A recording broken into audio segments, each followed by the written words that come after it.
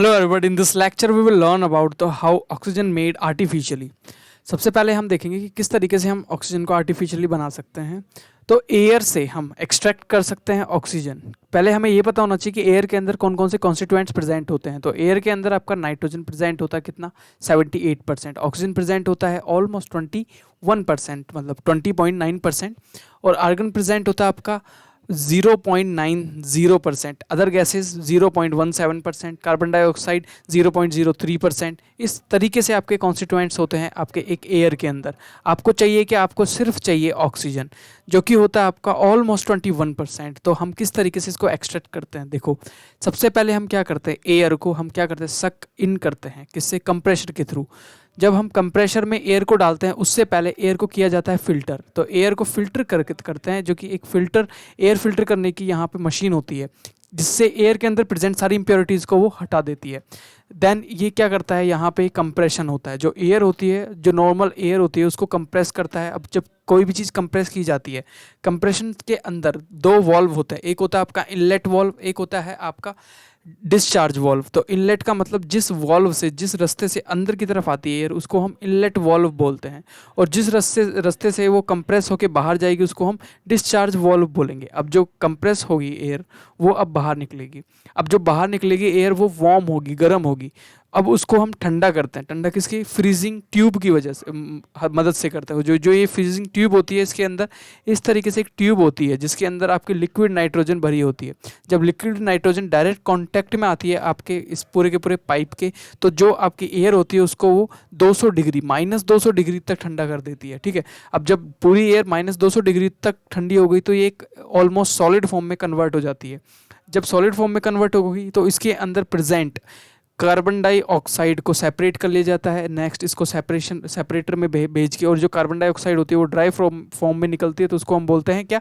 Dry ice के नाम से बोलते हैं। तो एक चीज़ समझ में आ गई कि कार्बन डाइऑक्साइड को ड्राई आइस बोलते हैं, जो कि यहाँ पे निकाल ली जाती है और बची हुई चीज़ को आगे भेज दिया जाता है, और उसका नाम होता है यहाँ पे जो एयर होती है, जो CO2 से फ्री होती है, उसको आगे भेज दिया जाता है आगे एक्सपेंशन टरबाइन में। एक्सपेंशन टरबाइन में जो आपकी सॉलिड फॉर्म में कन्वर्ट हुई थी एयर, वो अब लिक्विड फॉर्म में कन्वर्ट होगी, और एक्सपेंशन टरबाइन से लिक्विड एयर को नेक्स्ट भेज दिया जाता है आपके एयर डिस्टिलेशन कॉलम में।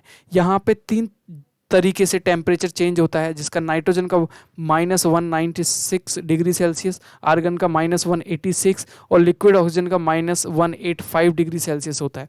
तो जो नाइट्रोजन होता है जो -196 डिग्री पे है, उसको सेपरेटली निकाल लिया जाता है, जिसको आप फूड पैकेजिंग के लिए यूज़ करते हो। आर्गन को बड़ी सी आपकी स्टील इंडस्ट्रीज़ में यूज़ करते हो।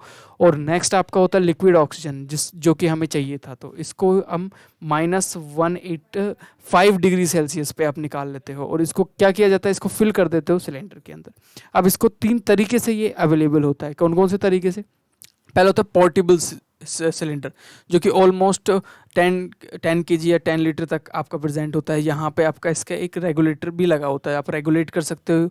और दूसरा होता है आपका यहाँ पे क्रायोजेनिक सिलेंडर। अब देखो, क्रायोजेनिक शब्द का मतलब होता है कि जब किसी गैस को हाई प्रेशर पे किसी सिलेंडर में भरा जाता है, उस शब्द का मतलब ही होता है क्रायोजेनिक। और क्रायोजेनिक टैंकर्स होते हैं, अगर वो सिलेंडर की जगह जो गैस है वो हाई प्रेशर पे क्रायोजेनिक टैंक के अंदर भरी जाए, उस टैंक को बोलेंगे क्रायोजेनिक टैंक।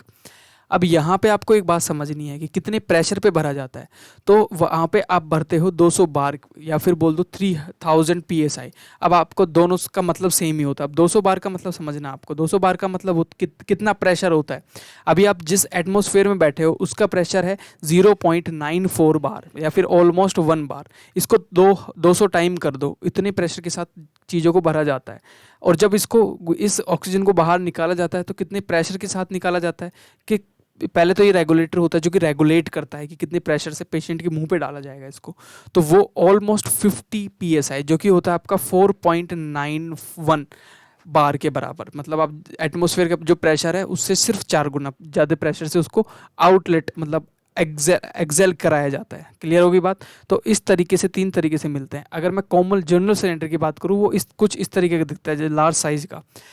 इसका जो हाइट होती है 1.5 मीटर की होती है, 60 इंच की टॉलनेस होती है, 60 kg आप बोल सकते हो कि इसका वेट होता है। इसके अंदर कितनी लीटर ऑक्सीजन आ सकती है? 7800 लीटर आपकी ऑक्सीजन आ सकती है। मैक्सिमम स्पीड से जो ऑक्सीजन निकल सकती है किसी भी पेशेंट के लिए वो निकल सकती है इसके अंदर से 130 लीटर पर मिनट के हिसाब से। अगर 130 लीटर पर मिनट निकलेगी तो अगर किसी पेशेंट को 130 मिनट पर मिनट के हिसाब से, लीटर पर मिनट के हिसाब से अगर ऑक्सीजन दोगे तो एक पेशेंट के लिए ये जो आपको ये बिग वन दिख रहा है, जो आपका ये सिलेंडर दिख रहा है, वो 1 घंटे के अंदर खत्म हो जाएगा। This is the complete thing which you should know about this. Thank you everybody. Please subscribe this channel for more informative videos.